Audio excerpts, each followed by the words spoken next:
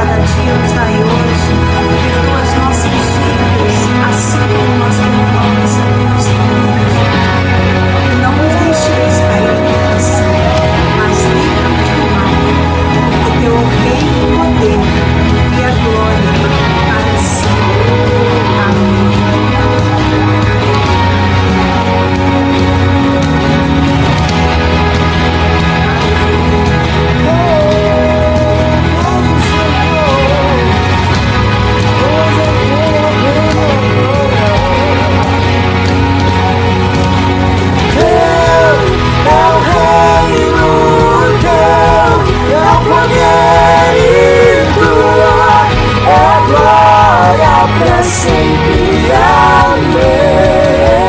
Teu é o reino, teu é o poder e tua é a glória pra sempre. Amém. Teu é o reino, teu é o poder e tua é a glória pra sempre. Amém. Teu é o reino, teu é o poder e tua é a glória pra sempre. Amém. Teu é o reino, teu é o poder e tua é a glória pra sempre. Amém. Teu é o reino, é o reino teu, é pra sempre a tua glória.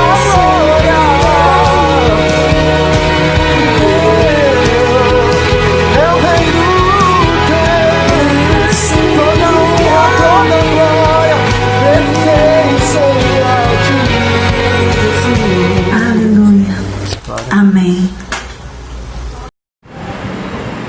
Amém, queridos. Como é bom ouvir o nosso ministério de louvor. Que o Senhor abençoe poderosamente o ministério de louvor da Segunda Igreja Batista da Posse. E continuamos orando pela Nice, que ela continua em recuperação. E oramos também pelo Mano. Logo, logo estaremos juntinhos, todos, na nossa igreja, no nosso templo, no nosso culto presencial. Glória a Deus, queridos. Meus irmãos, você fez aniversário esta semana? Você completou mais um ano de vida? Então a sua igreja quer comemorar com você. Nós vamos orar por você, vamos rogar a Deus que derrame bênçãos sem medidas sobre a sua vida. E como nós estamos no mês da juventude, nós convidamos um jovem para orar a Deus, para agradecer a Ele pela sua vida. Nós convidamos o jovem Fabrício para orar a Deus nesse momento. Feche seus olhos, queridos, e vamos orar. Fabrício, ora a Deus, entregue cada aniversariante da CIB da Posse nas mãos do Senhor. Boa noite, igreja. Chegou aquele momento de agradecer pela vida de cada irmão que completou mais uma primavera essa semana. Oramos ao Senhor. Santo Deus, amante do Pai, Senhor, obrigado, Senhor, pela vida de cada um que completou mais uma primavera. Que o Senhor continue dando, Pai, sabedoria vinda dos altos céus para conduzir cada irmão, Senhor. É isso que eu te peço, não porque eu mereço, mas em nome de Jesus. Amém.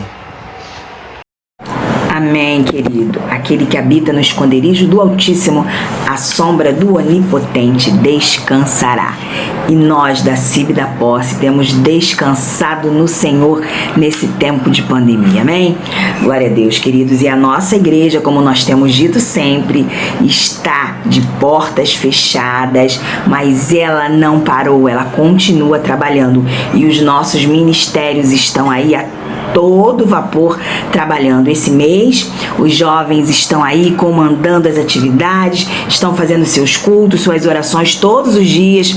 Tem oração todos os dias. A Camila posta lá uma oração de algum jovem que está orando. E você não se esqueça esse mês de orar todo mês pelos nossos jovens e pelos nossos adolescentes, pelo Ministério de Jovens da nossa igreja. Ore também pelos seus líderes, Camila e Mano, que o Senhor dê a eles sabedoria vinda dos altos céus para terem estratégias, para buscarem os jovens que estão dispersos, aqueles que estão longe do aprisco, que eles possam se chegar. Que o Senhor abençoe poderosamente a vida da Camila e do Mano, em nome de Jesus. Queridos, você está preparado para ouvir aquilo que o Senhor tem para a sua vida hoje?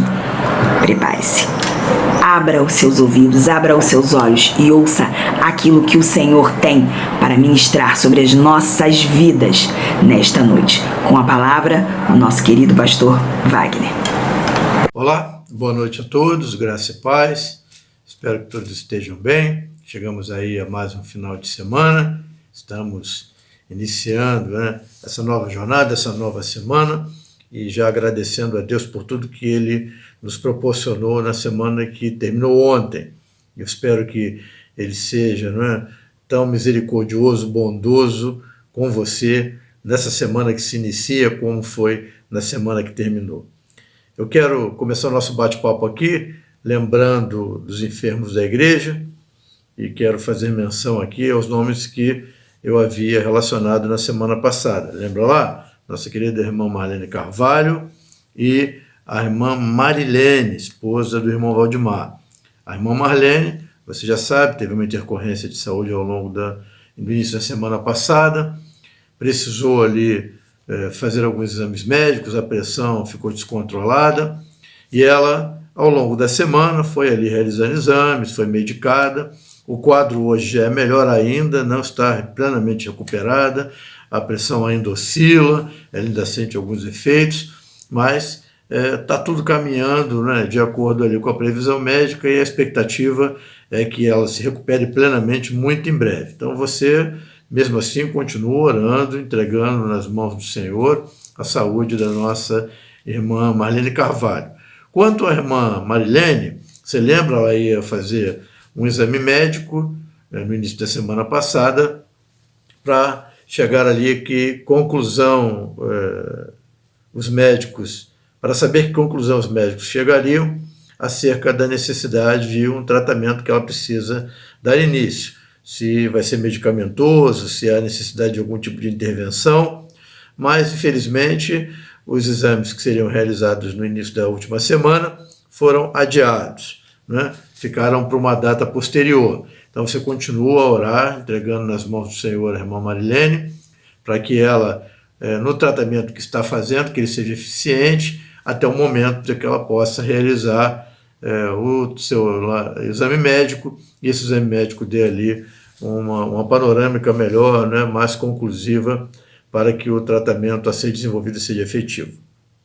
Quero lembrar, né, dos enlutados, aí você já sabe, nesse momento a gente lembra da irmã Márcia que está reiniciando uma nova trajetória agora, e você precisa continuar orando. Ela continua lutando, ela continua administrando esse momento difícil, e você não pode deixar de entregar, né, a vida da irmã Márcia nas mãos do Senhor. Quero colocar 3 nomes para essa semana, para a gente incluir lá nas nossas orações. E eu falo da irmã Zeni. O pastor conversou com a irmã Zeni essa semana, bateu um papo até muito gostoso com ela, mas a gente pôde perceber que a irmã Zeni, você já sabe, enfrenta também alguns problemas crônicos ali de saúde, e ela está iniciando um novo tratamento com alguns outros medicamentos agora que foram acrescentados, e parece que ela não se deu muito bem com os medicamentos, ela está sentindo alguns efeitos, e a gente conversou um pouco, ela ficou um pouco mais animada, e na semana que vem ela vai fazer uma nova consulta médica e vai explicar para o seu médico, né, essas dificuldades que está enfrentando. A gente tem certeza que o médico, né, vai ali dar uma calibrada na medicação, vai rever algumas coisas, e a nossa irmã Zeni vai ter ali uma qualidade de vida um pouco melhor. Mas você ore pela vida da irmã Zeni, porque ela está ali, né, um pouco apreensiva por conta dessas dificuldades, essas intercorrências que ela tem enfrentado aí com a saúde. Estive no último domingo com o irmão Diácono Valdo, a irmã Maria Mendes, eu disse a você lá ao longo da semana, e a notícia que trouxe para vocês é que o irmão Diácono Valdo, por conta, né, da sua idade avançada, levando em consideração tudo isso, o médico disse que ele está bem, fizeram exames recentes, que ele está bem, mas esse bem, né, faz com que a gente precise incluir aí essa realidade de uma idade bastante avançada e com algumas dificuldades ali que já são crônicas próprias né, da idade do nosso querido irmão Valdo. Uma Maria Mendes fez os exames médicos, ela até conversou comigo no meio da semana por telefone, ela levou um susto, ficou meio preocupada porque recebeu o resultado, não conseguiu fazer uma leitura eficiente ali e pediu ali uma opinião remota do médico para que ele interpretasse os exames. O médico parece que não gostou muito, mas ela ficou um pouco preocupada, mas já marcou ali uma consulta presencial com o seu médico, para que ele aí sim possa analisar ali os exames e dar uma posição a ela. Então nós vamos orar, pedir a Deus que abençoe também a vida do Diácono Valdo e da irmã Maria Mendes. Bom, hoje eu vou partir logo para a nossa reflexão, porque talvez eu me estenda um pouquinho, porque hoje eu quero bater um papo com uma turma muito especial, né? Não que o que eu vá dizer aqui não caiba para toda a igreja, claro, né? Ela é uma palavra que certamente encontrará acolhida em todos os corações da igreja. Mas eu preciso aqui confessar aos irmãos que eu olhei para esse texto, para essa temática, e pensando nos nossos jovens. E por quê? Hoje, né, estamos aí em curso com o mês da juventude, eles estão trabalhando com bastante afinco, com muita qualidade, você tem percebido, eles têm conduzido a escola bíblica dominical, eles fazem orações, né, diárias, eles fizeram um encontro de oração semanal na sexta-feira retrasada, tem sido uma maravilha. Hoje mesmo eu estava acompanhando as aulas na escola bíblica dominical, foram bem proveitosas. Mas eu gostaria de bater um papo com essa turma aí, e para fazer isso, eu quero usar, né, um diálogo lá no Antigo Testamento, um bate-papo também, lá no Antigo Testamento, de um evento da história, né, desse povo de Israel, muito conhecido, né, bastante conhecido, principalmente atualmente, porque virou aí tema de séries, de novelas, de filmes, de documentários, bem explorado. Eu tenho certeza que você, pelo menos de forma superficial, conhece a história. Mas eu gostaria de focar num diálogo específico e aprofundar um pouquinho nesse bate-papo aqui, para a gente extrair aqui algumas coisas, né, que possam ser úteis para a nossa caminhada. Você já sabe, quando a gente usa o Antigo Testamento, teologicamente falando, ele é sempre uma sombra do Novo. A gente diz em teologia que o Antigo Testamento parece um pouco confuso, mas ele se explica totalmente no Novo Testamento. E é verdade. Tudo que está posto, todos os conceitos, todas as ideias, né, todas as percepções acerca da vontade de Deus, que parecem um pouco nubladas lá no Antigo Testamento, elas se desvelam, elas, né, ganham luz, ganham entendimento no Novo Testamento. E aqui não é diferente. Aqui há um diálogo, há um bate-papo interessante, mas que vai ser revelado com muita tranquilidade à luz do Novo Testamento. E é isso que eu quero discutir com você aqui durante alguns minutos. Então, para isso, eu vou pedir a você que abra a sua Bíblia lá em Êxodo, capítulo 8, lá no iniciozinho do Antigo Testamento, segundo livro da Bíblia, o livro de Êxodo. Você já sabe, esse livro trata basicamente daquela trajetória, né, dos escravizados que estavam no Egito, o povo de Israel, que sai dali depois de 430 anos de escravidão, através da interferência divina na pessoa de Moisés, que convence o faraó a libertar o povo ali daquele cativeiro de 430 anos. E depois tem toda a trajetória no deserto, são 40 anos de trajetória até a conquista, até a chegada às margens do Jordão, daquela terra prometida, né, que Deus havia reservado para o seu povo. Mas dentro de todo esse contexto, há um período lá que você também já conhece bem por conta, como já disse aí, da visibilidade que isso ganhou nos últimos anos, onde há um embate entre o faraó, o jovem faraó Ramsés II, e o Moisés. E esse embate se dá por conta justamente dessa ordem de Deus de que o faraó libertasse, né, o povo, para que esse povo pudesse ir ao deserto, prestar culto a Deus e seguir a sua trajetória. Então, lá no capítulo 8 desse livro do Êxodo, há aqui alguns versículos de um diálogo entre Moisés e o faraó Ramsés, que eu gostaria de analisar com um pouco mais de profundidade, para a gente tirar aqui algumas lições importantes. Mas antes de eu ler o texto, deixa eu te dar logo um contexto aqui para ficar mais fácil da gente entender tudo que a gente precisa extrair dessa conversa aqui. Primeiro que é uma conversa interessante entre um garotão e um coroa, né? É isso mesmo. Moisés era mais velho do que o Ramsés. Ramsés era um jovem faraó cheio de expectativas, né? Cheio de planos, muito vigoroso, e Moisés já era um homem maduro, Moisés já era bem experiente, então era assim, um faraó jovem, como essa nossa turma bacana aí da segunda da posse, e um coroa igual Moisés e igual pastor, assim, né? Nessa troca de experiências, nessa conversa bem franca, que vai trazer para a gente algumas coisas importantes. Outra coisa que eu preciso deixar claro para você é que não são dois estranhos, ao contrário do que muitos possam, de maneira despercebida, afirmar, não eram dois estranhos, não. Esse pessoal tinha um laço, né, mais restrito, eles eram praticamente aparentados. Se você lembra lá da história inicial, você já sabe, Moisés, né, naquele contexto da perseguição às crianças ali por um faraó que não era Ramsés II, eu preciso lembrar a você que o faraó não é um nome, é um título que equivale ao imperador, por exemplo. Então, Ramsés II, esse sim é o nome do faraó, ele não é o primeiro faraó, nem é o último do Egito Antigo, né? Existem muitos outros antes dele, muitos depois dele também. Mas o pai dele, Sete I, era o faraó daquele momento onde Moisés é colocado no cesto, no rio Nilo, e a sua irmã faz com que o cesto seja direcionado até a casa real. E lá esse cesto é encontrado e Moisés é acolhido pela irmã do faraó. Logo, se Sete I, o faraó da época, era o pai do atual faraó Ramsés, a irmã dele era tia de Ramsés, não é? Então, Moisés, como filho adotivo dela, era primo do Ramsés, não é isso? Eram, né, ali praticamente da mesma família, eram aparentados. Moisés mais velho do que o Ramsés, bem mais velho, mas eles eram parentes. Então, é um bate-papo entre duas pessoas que se conhecem.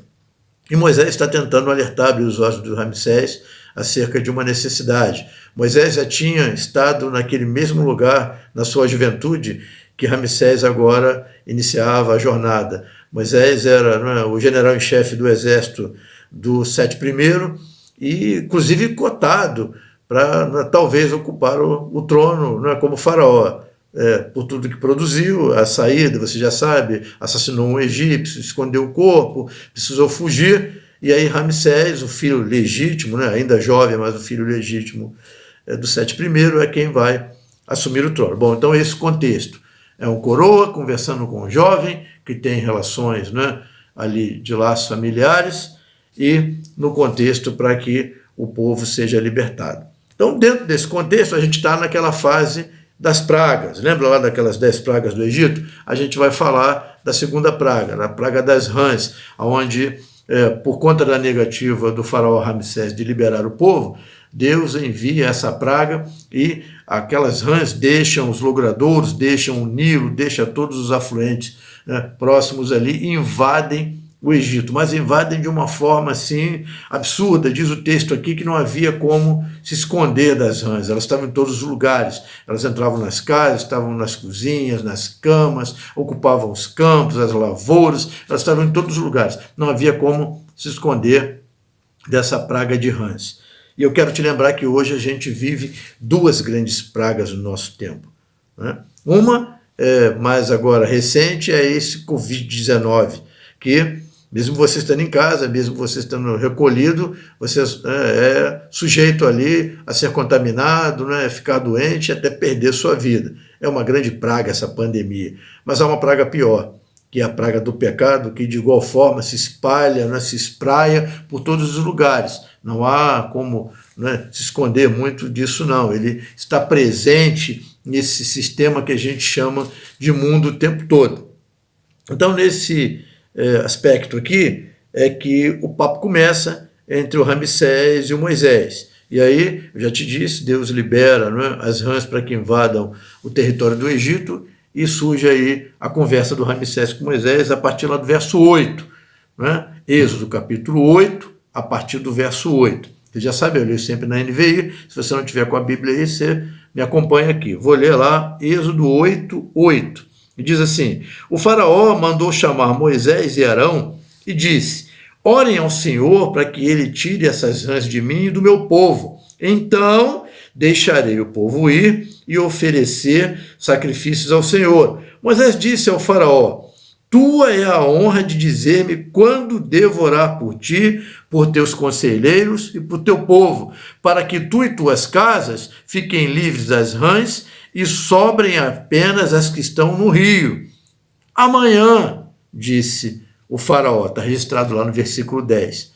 Esse bate-papo aqui tem muita coisa para a gente conversar, importante. E vamos lembrar que, como disse, o Antigo, né, Testamento é sempre uma sombra do Novo. Então, vamos perceber aqui como é essa relação daquele que ainda não conhecia Deus, que está sendo apresentado a ele, como enfrenta, né, essa realidade.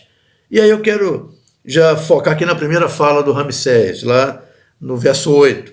Embora o faraó, cheio de expectativas, embora, né, ali corajoso, como todo jovem, né, como todo jovem corajoso, cheio de expectativas, achando que tem controle de tudo, que domina todos os assuntos, que está antenado ali, mas mesmo quem é assim, mesmo quem tem essa expectativa, mesmo quem está ali, né, com aquela vontade de realizar como todo jovem tem, o Ramsés, num momento de dor, num momento de dificuldade, num momento de angústia, se vendo ali sem saída, ele acredita que Deus pode resolver o problema dele, ele acredita que existe um Deus poderoso, ele acredita que existe um Deus capaz de solucionar aquele problema que ele está enfrentando. E ele vai a Moisés. Ele tanto acredita nisso que ele vai a Moisés e pede a Moisés que Moisés ore para que Deus retire, não é, das terras do Egito aquela praga, não é, aqueles gafanhotos, ou melhor, aquelas rãs.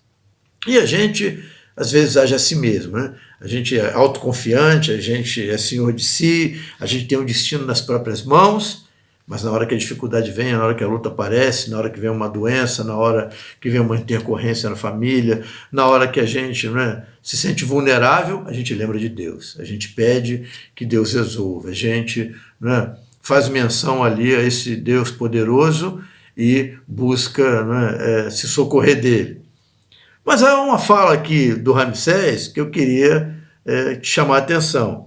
Ele reconhece que esse Deus é poderoso, ele pede a Moisés que ore, né, para que Deus resolva o problema, e aí ele diz assim, se isso acontecer, se ele retirar, né, lá, as rãs, ele diz, então deixarei o povo ir e oferecer sacrifícios ao Senhor. Isso aqui é muito importante. Eu já disse para vocês várias vezes que para Deus não importa muito o que, e sim por quê.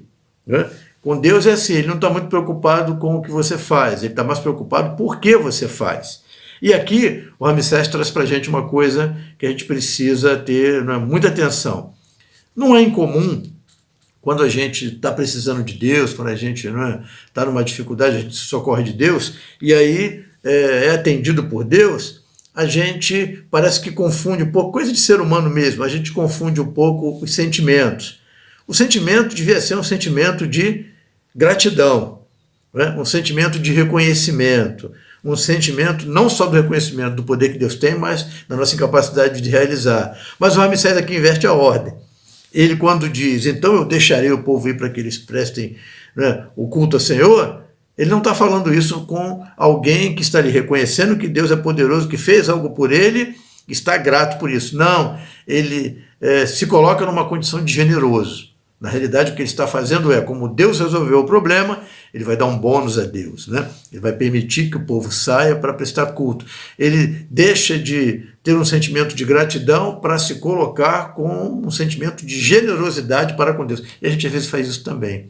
Né? Às vezes a gente recebe algo de Deus, às vezes a gente pede, né, ali num momento de dificuldade, entende que foi Deus que fez, e depois a gente vai até lá como se tivesse ele dando um bônus para Deus. Não, vou lá fazer alguma coisa na obra de Deus, né, para dar um bônus, para valorizar aquilo que ele fez por mim.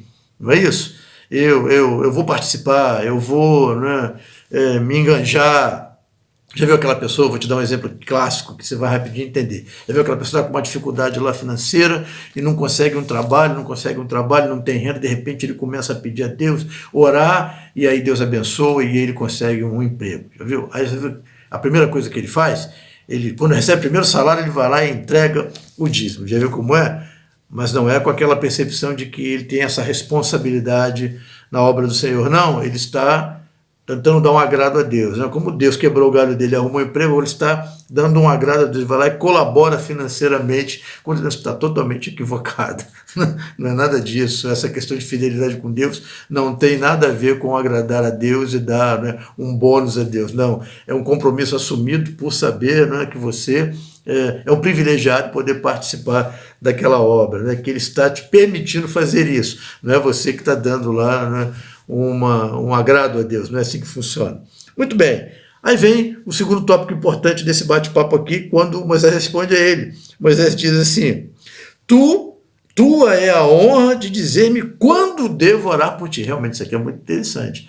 Embora você tenha ali um pastor, né, que ora sempre por você, embora você tenha o papai e a mamãe aí que também oram por você, você tem os filhos, você é mais jovem que já tem esposa, você que tem marido, também oram por você, mas o que a gente percebe aqui é que isso é algo, não é muito íntimo, é você que tem que fazer.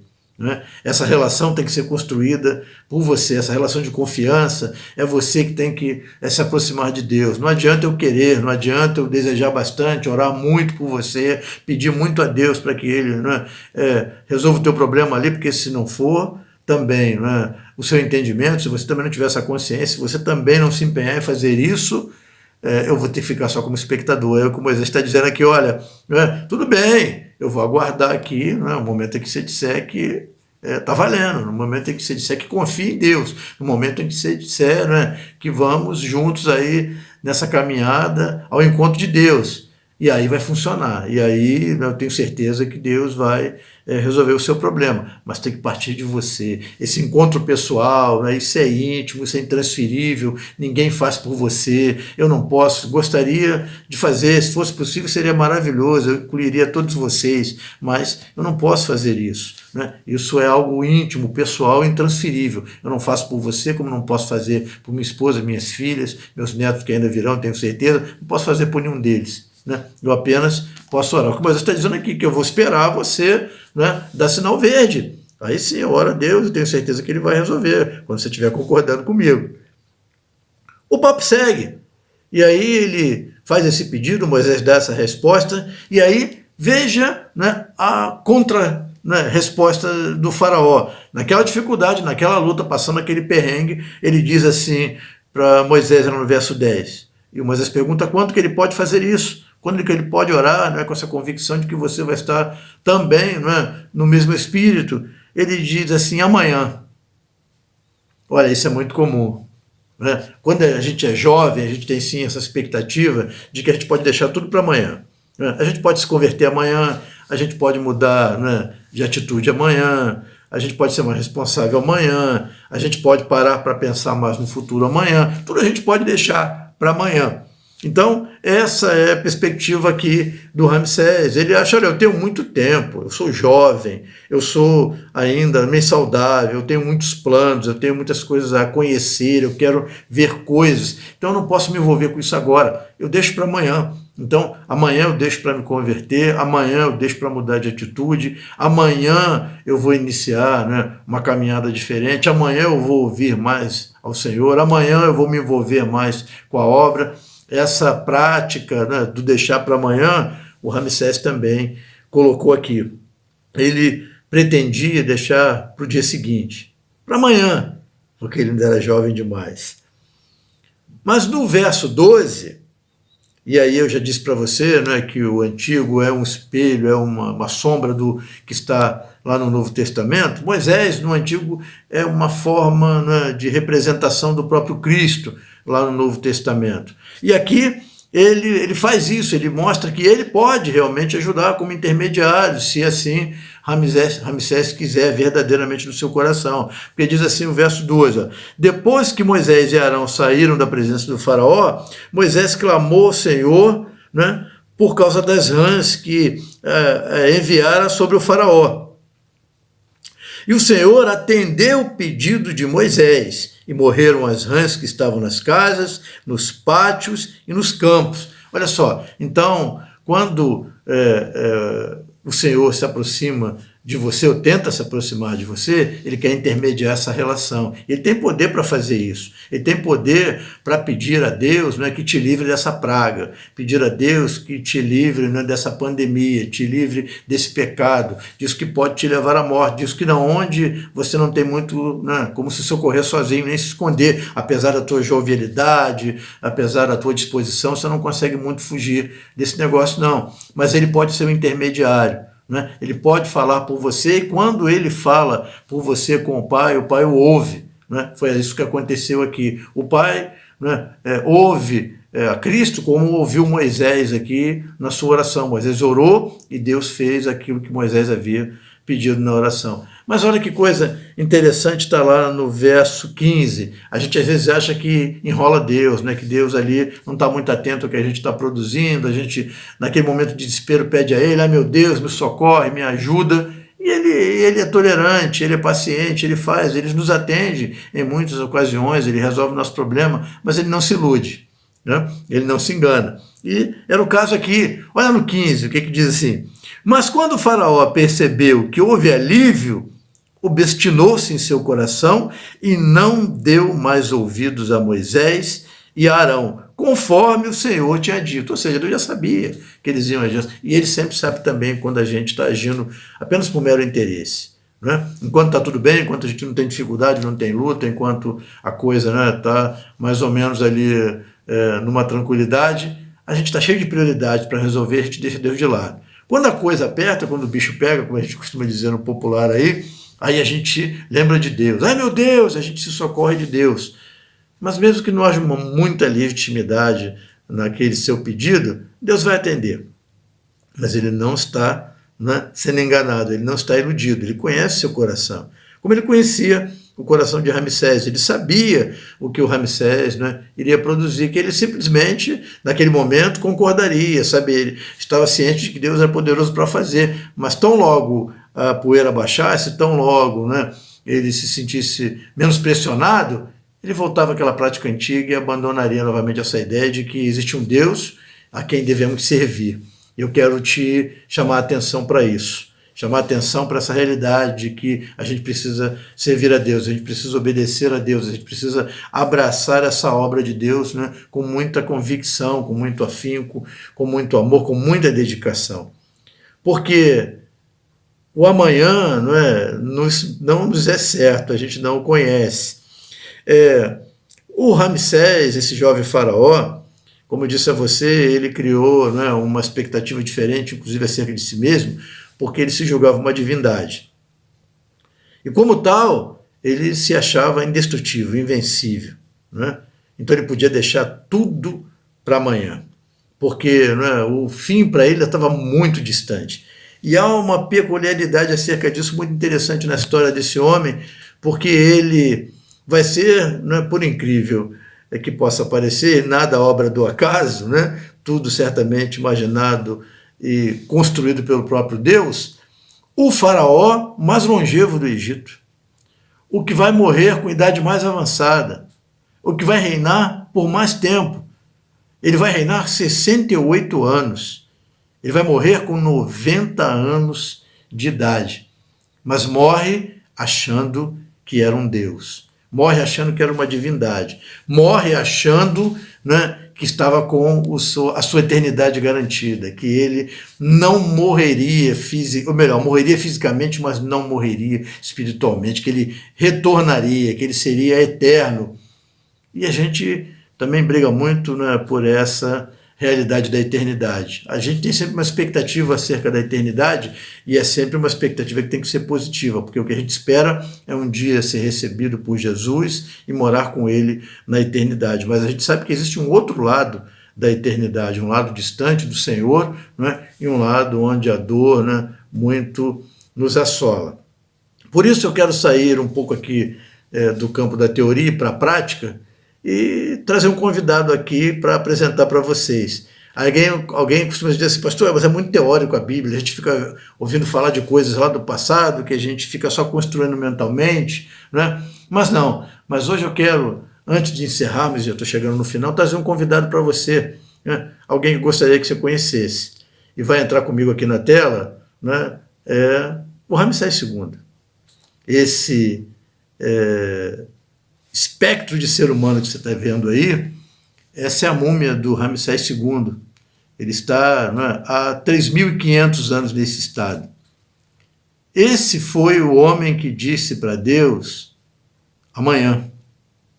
Esse era o homem que tinha expectativa de ser, né, eterno, de ter uma vida eterna.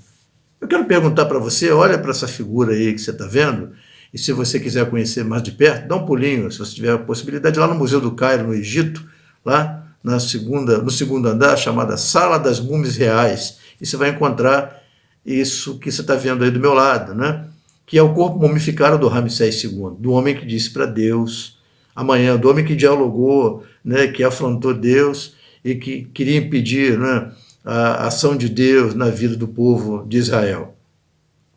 Olha para essa aparência, olha para a figura, olha para o rosto do Ramsés e me diz uma coisa: isso parece vida eterna ou morte eterna? Bom, há 3.500 anos ele está assim. Para mim, parece morte eterna. Então, fica aqui, né, nesse final de bate-papo, a reflexão. Não deixe para amanhã o que você pode fazer e deve fazer hoje, que é tomar uma posição ao lado de Jesus. Porque Ramsés disse para Deus amanhã. E você? O que tem a dizer a Deus nessa noite? Com essa imagem, eu te dou uma boa noite, desejo a você uma semana abençoada na presença do Senhor e que você possa refletir um pouco acerca dessa realidade, do bate-papo, né, que você está tendo hoje com esse coroa aqui, que é o pastor.